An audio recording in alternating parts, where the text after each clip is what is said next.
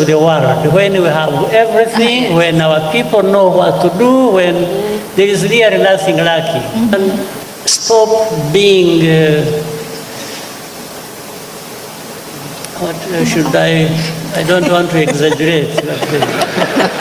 Stop being beggars and depending on others.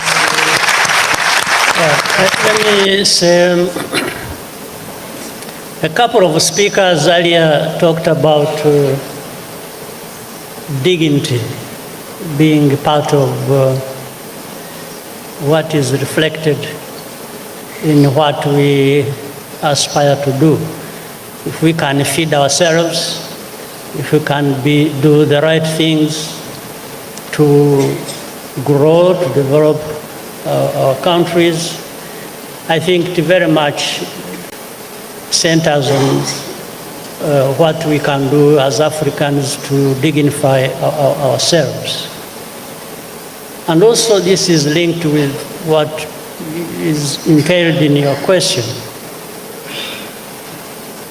How do we approach things so that everything doesn't remain at the talking level? Because we have conferences, we have forums, everywhere, we are saying the right things, we are doing, but in the end, what is it that we can measure that we should be able to show has come out of the different efforts people carry out in different places? I think this is where we are still falling short and must work harder to achieve. If we are talking about food systems and food security and so on and so forth, but we continue and having so much arable land and all other resources, water and even technology to serve us where there is lack of or scarcity of certain things. Why don't we do what we know we have to do, or what we have so much said about what we have to do, to make sure that we are able to get results we can measure and know that we have come from here and this is where we are, and it is a reflection of the efforts that people have put into it, based on the need, based on their knowledge, and based on the kinds of partnerships that we talk about every day. If there are resources lacking, we have also seen that through partnerships, some of the resources can be obtained. So we really have to start walking the talk and just move from talking to doing, and then being able to see the results and measure them. And this is a responsibility for all of us.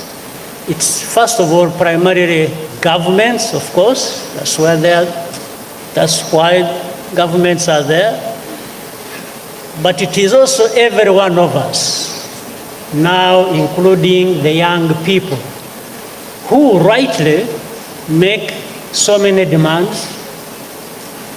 But you must make effort to contribute and match the level of demands you are making as well. Yes.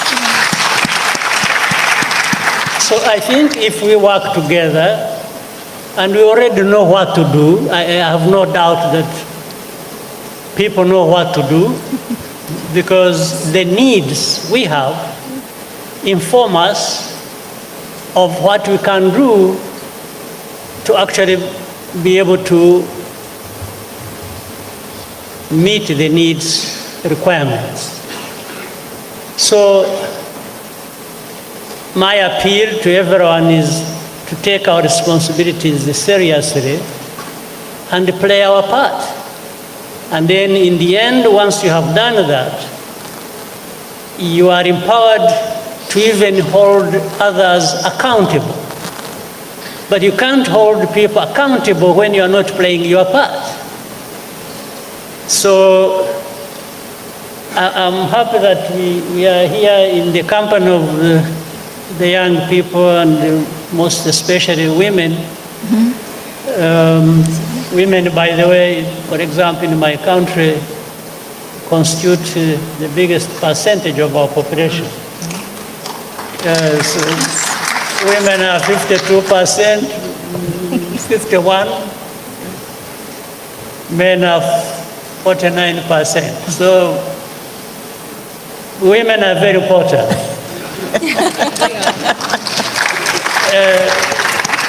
Even beyond just that aspect.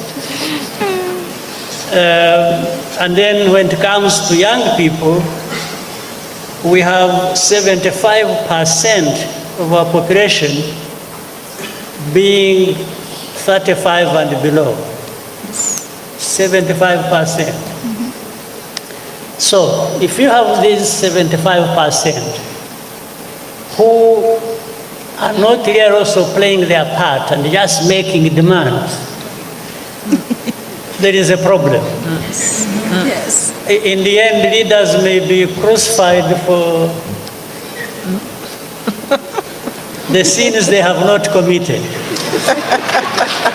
So, can we have people take their responsibilities? Can we have a very strong partnership? Yes. And then holding each other accountable in the process to do the very things everyone has said here or understands that we need to do to raise ourselves from where we are. I'm talking about Rwanda, I'm talking about the continent of Africa, and stop being,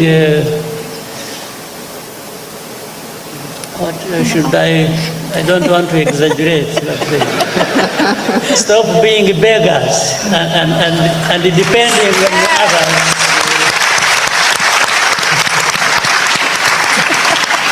We can't keep depending on the rest of the world. When we have everything, when our people know what to do, when there is really nothing lacking. And this covers the very topic we are discussing. Wow. I rest my case. At the Africa Food Summit in Senegal, President Paul Kagame shook the entire continent with one explosive lecture. His message was simple, and yet devastating. Enough begging. Kagame called out African leaders for depending too much on foreign aid, shaming them in front of the world. But why did his words hit so hard? And what do they reveal about the future of Africa's independence? Kagame, known for his blunt and fearless leadership style, looked around the hall of African leaders and international delegates. Then, he dropped the bombshell. How can a continent so rich in resources still depend on others to feed its people? How long will we keep begging while sitting on gold, oil, fertile soil, and young manpower? The room went silent. Many leaders shifted uncomfortably in their seats. Kagame wasn't just giving a speech. He was calling out decades of dependency and a culture of excuses. To understand Kagame's frustration, we must go back. Africa is home to 60% of the world's arable land, yet it still imports billions worth of food every year. Nations with fertile lands struggle with hunger. Countries rich in oil and minerals still rely on aid from the very powers that once colonized them. For Kagame, this was unacceptable. He has long argued that aid is not a solution, it is a chain that keeps Africa dependent, weak, and unable to chart its own destiny. Kagame's lecture wasn't just criticism, it was a challenge. He demanded accountability. He urged leaders to invest in agriculture instead of importing food, build industries that add value to Africa's raw materials, use Africa's massive youth population as a weapon of innovation, not unemployment. His words were a call to arms, an urgent reminder that Africa's future won't be given, it must be built. The message struck deep. Africans are tired of dependency. The diaspora echoed Kagame's cry, demanding self-reliance and respect for the continent. Paul Kagame's words are more than a lecture. They are a mirror. They force Africa to confront a painful question. Will we continue begging, or will we rise? The Africa Food Summit was supposed to be about partnerships and solutions. Instead, it became a turning point, a reminder that until Africa stops begging, true sovereignty will remain a dream. Kagame has spoken. The question now is, will Africa listen? Do you agree with Kagame's tough words, or do you think he went too far? Subscribe for more